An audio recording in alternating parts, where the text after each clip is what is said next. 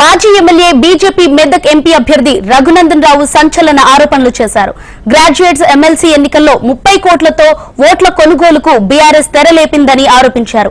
BRS అధికారిక bank of Baroda account నుంచి 34 మంది ఎన్నికల ఇన్ఛార్జీలకు డబ్బు బదిలీ చేసిందన్నారు. ఎన్నికల కమిషన్ వెంటనే విచారణ జరిపి చర్యలు తీసుకోవాలని రఘునందన్ రావు లేఖ రాశారు. వెంటనే అకౌంట్స్ ఫ్రీజ్ చేయాలని కోరారు.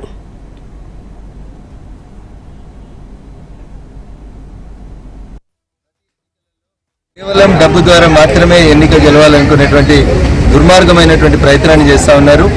మొన్న జరిగినటువంటి పార్లమెంట్ ఎన్నికలలో కూడా అట్లాంటి చిల్లర ప్రయత్నం చేసి జనాలకి 500, 1000 రూపాయలు ఇచ్చి ఓట్లు కొనుగోలు చేసేటువంటి దుష్ట ప్రక్రియకి TRS party alias BRS party ప్రయత్నం చేస్తుంది.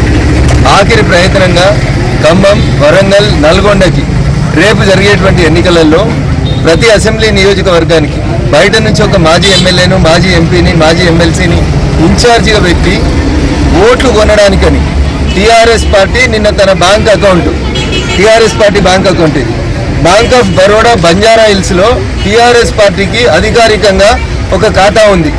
ఆ ఖాతా నుంచి నిన్న 30 కోట్ల రూపాయల్ని ఎవరైతే గత శాసనసభలో సభ్యులుగా ఉండి ఇప్పుడు ఖమ్మం, నల్గొండ, వరంగల్ జిల్లాలకు సంబంధించినటువంటి పట్టభద్రుల ఎన్నికలకి రేపు ఓట్లు జరుగుతుంటే నిన్న 30 కోట్ల రూపాయల్ని బంజారా హిల్స్ లో ఉన్నటువంటి తమ కెనరా బ్యాంక్ అకౌంట్ నెంబర్ 26610100002075 అనే అకౌంట్ నుంచి నిన్న 30 కోట్ల రూపాయల్ని టీఆర్ఎస్ పార్టీ 30 మంది ఖమ్మం, నల్గొండ, వరంగల్లో పనిచేస్తున్నటువంటి 30 మంది టీఆర్ఎస్ మాజీ ఎమ్మెల్యేలు, మాజీ ఎంపీలు, మాజీ ఎమ్మెల్సీలకు ట్రాన్స్ఫర్ చేసింది.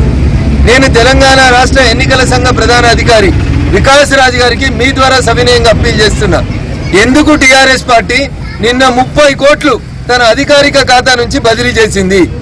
బదిలీ ఎవరెవరికి అయిందో ఆ ఎమ్మెల్యేలకి నిన్న 1 కోటి రూపాయలు బదిలీ చేయాల్సినటువంటి అవసరం ఏముంది? దీని మీద సమగ్రమైనటువంటి విచారణ జరిపించాలని కొద్దిసేపటి క్రితం తెలంగాణ రాష్ట్ర ఎన్నికల సంఘానికి రాతపూర్వకంగా ఒక మెయిల్ ద్వారా కంప్లైంట్ అందజేయడం జరిగింది.